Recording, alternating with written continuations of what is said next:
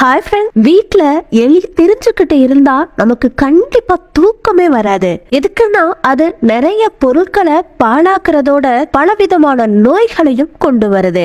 இன்னும் சொல்லணும்னா எலி திரியிற வீட்ல பேட் ஸ்மெல்லும் இருக்குது. எலி வந்துச்சுன்னா அதோட பள்ளியும் எறும்பும் சேர்ந்தே வந்துருது. அதனால வீடு முழுவதும் ஒரு டஸ்ட்பினாவே மாறி போயிருது. முக்கியமா கிச்சன் அதோட சாம்ராஜ்யம் அப்படின்னு தான் சொல்லணும். இன்னைக்கு இந்த வீடியோல எலிய சிம்பிளா எப்படி விரட்டி அடிக்கலாம் அது சம்பந்தமான கொஞ்சம் ஹோம் ரெமடிய உங்ககிட்ட ஷேர் பண்ண போறேன். சோ வீடியோவை எங்கேயுமே ஸ்கிப் பண்ணாம கடைசி வரைய பாருங்க. நம்ம இப்ப சொல்ல போற இந்த சிம்பிள் ரெமடிய நீங்க ஃபாலோ பண்ணாலே எலிகளை உங்க வீட்டுக்குள்ள வர சொன்னாலும் வராது. வீடியோவை எங்கேயுமே ஸ்கிப் பண்ணாம பாருங்க ஃப்ரெண்ட்ஸ். நம்ம சேனலை இப்பதான் ஃபர்ஸ்ட் டைம் பாக்குறீங்கன்னா சப்ஸ்கிரைப் பண்ணி பக்கத்துல இருக்கிற பெல் ஐகானையும் கிளிக் பண்ணுங்க. நாங்க பண்ற ஒவ்வொரு வீடியோவும் நோட்டிபிகேஷன் மூலியமா உங்களுக்கு தான் முதல்ல கிடைக்கும். எலிகளை விரட்டி அடிக்கிறதுல பெப்பர்மின்ட் ஆயில் ரொம்ப ரொம்ப நல்லதுங்க. பெப்பர்மின்ட் ஆயில் அப்படின்னு நமக்கு மார்க்கெட்ல கிடைக்குது. ஒரு காட்டன் பஞ்சு மேல இந்த பெப்பர்மின்ட் ஆயில அப்படியே ஸ்ப்ரே பண்ணிட்டு எலிகள் எந்த இடத்துல எல்லாம் வருதோ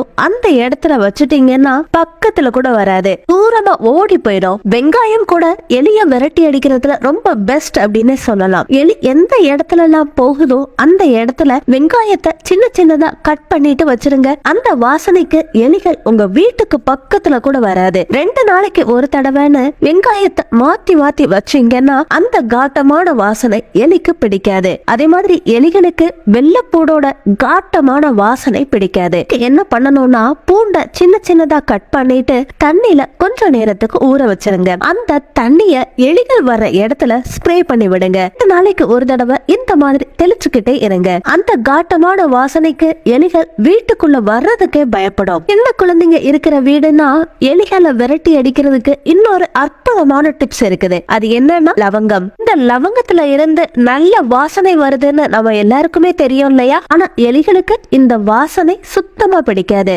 எங்கெங்க எல்லாம் எலிகள் தெரியுதோ அந்த இடத்துல சின்ன சின்ன கிளாத் எடுத்துக்கிட்டு அதுல 2-3 கிராம்ப போட்டு மூட்டையா கட்டிக்கோங்க. இந்த மூட்டைய எலிகள் வர்ற இடத்துல வச்சுட்டீங்கன்னா அந்த வாசனைக்கு எலிகள் வராது. அதே மாதிரி வீட்டுல மீதமா இருக்கிற சாதத்தை வச்சு கூட எலிகளை விரட்டி அடிக்கலாம். இதுக்காக நமக்கு தேவைப்படுறது பேரான டோலோ டேப்லெட்ஸ். இந்த ரெமடிக்காக 2 டேப்லெட்டை எடுத்துக்கோங்க. 2 உருண்டை சாதத்துக்கு 2 டேப்லெட் சரியா இருக்கும். இத ஒரு உருள்ல போட்டு நைஸா பவுடரா பண்ணிக்கோங்க. நைஸ் பவுடரா ஆனதுக்கு அப்புறமா நம்ம எடுத்து வச்சிருக்க சாதத்துல இத போட்டு நல்லா கலந்துக்கோங்க. இத சின்ன சின்ன உருண்டையா பண்ணி எலிகள் எந்த இடத்துல எல்லாம் தெரியுதோ அந்த இடத்துல வச்சிருங்க. கண்டிப்பா எலிகள் வந்து சாப்பிட்டு அங்கேயே செத்து போயிடும். ஃப்ரெண்ட்ஸ், இத கண்டிப்பா ஞாபகம் வச்சுக்கோங்க. இத சாப்பிட்ட கொஞ்ச நேரத்திலேயே எலிகளோட வயிறு வலிக்க ஆரம்பிச்சறதுனால அதுக்கு தாகம் எடுக்க ஆரம்பிக்கும். அதனால அதுக்கு தண்ணி குடிக்காம பாத்துக்கணும். சிங்க்ல சொட்டு தண்ணி கூட இல்லாம பாத்துக்கோங்க.